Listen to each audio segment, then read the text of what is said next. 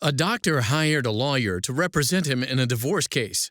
Expecting a quick resolution, the parties signed a contract for a modest fee. Instead, the trial dragged on for weeks, and the lawyer put in far more hours than anticipated. Oliver versus Campbell takes up this story after the doctor fired his lawyer at the last minute. Roy Campbell hired John Oliver to represent him in a divorce action against his wife, Iva Campbell. He and Oliver entered into a written employment contract stating that Oliver agreed to represent Campbell for a total fee of $750 to be paid after trial.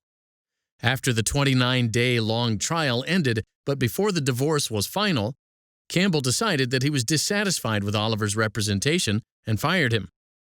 Oliver said he expected to be paid the reasonable value of his services, which was the same amount Iva's counsel was going to get, $9,000. Campbell had already paid $450 and wouldn't pay a cent more. Campbell then died. Oliver sued Iva as administrator of Campbell's estate, demanding $10,000 in attorney fees.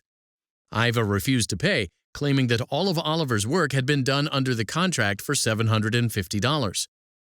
The court held that if there is a contract of employment for a definite term that fixes compensation, then the employee may not recover restitution for reasonable value of services. The only remedy is an action on the contract, but Oliver hadn't sued based on breach of contract, so the estate owed him nothing. Oliver appealed to the California Supreme Court.